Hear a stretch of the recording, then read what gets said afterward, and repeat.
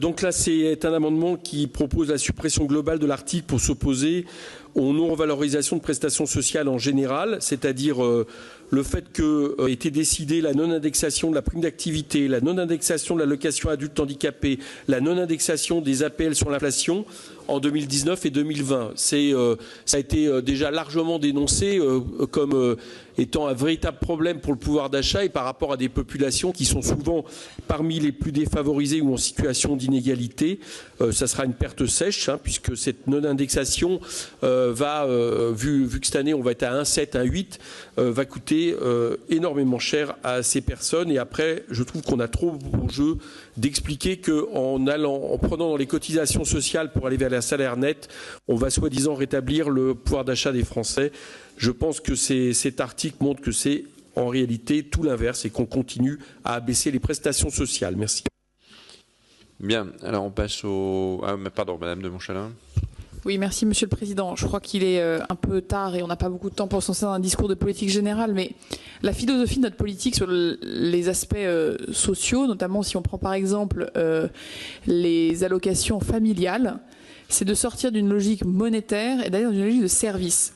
Quand nous mettons 2 milliards d'euros pour les crédits d'impôt à la personne pour les retraités qui jusqu'à maintenant avaient une réduction d'impôt, si vous avez dans le mois 1 heure de service à domicile qui au lieu de vous coûter 30 euros chargé vous coûte 15 euros, vous avez retrouvé les 15 euros de la hausse à la hauteur de l'inflation. Si vous ajoutez l'aide à la complémentaire santé, 600 euros pour un couple de retraités modestes, si vous ajoutez les 400 millions d'euros qu'on met pour les hôpitaux de proximité, si pour les familles, vous regardez combien en service, en valeur de service, vous avez par le dédoublement des classes, la musique à l'école, les devoirs faits, l'aide à l'accès à la crèche, l'aide pour les familles qui ont des enfants handicapés ou qui sont des familles monoparentales, 140 euros de plus par mois. L'idée qu'on a, c'est que le pouvoir d'achat, c'est pas juste une question de revenus, c'est quels sont les moyens que vous avez et quel accès vous avez à des services publics qui répondent à vos besoins. Et donc oui, l'investissement qu'on fait, le choix qu'on a fait, c'était de sortir d'une logique universelle et d'avoir une logique d'investissement dans des services qui répondent aux enjeux quotidiens des retraités, des familles, de ceux qui cherchent un emploi. Et donc, les hôpitaux, on pourra en parler dans le cadre de la réforme de la santé, mais l'objectif politique, pour donner un peu de sens politique à ce qu'on fait, c'est de sortir d'une logique monétaire universelle à une logique de services qui, au bon prix, sont accessibles aux Français. Et je pense que le meilleur exemple de ça, c'est le reste à charge zéro.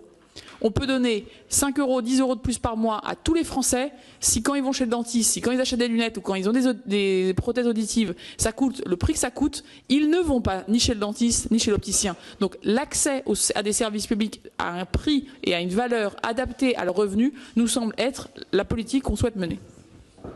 Alors, vous avez suscité des demandes de parole. Monsieur Coquerel. Non, mais je ne sais pas si Mme de Montchalin se rend compte de la logique que vous défendez.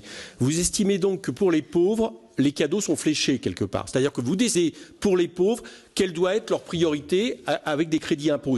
Mais non, attendez, c'est quand même sidérant. De quel droit? Moi, est-ce que je vais décider, Madame de Montchalin, de vous enlever une partie des rémunérations que vous touchez en disant, en l'inverse, on va vous faire des cadeaux sur des choses fléchaux? Ça, c'est pas possible. Ça, excusez-moi, mais ça, c'est de la charité. C'est pas de la solidarité. C'est de la charité que vous proposez là. D'accord? C'est-à-dire aux pauvres, on va leur dire, là, on va vous faire des cadeaux sur tel ou tel endroit, mais on vous enlève la liberté de dépenser une certaine somme, alors que déjà, ils ne sont pas importants.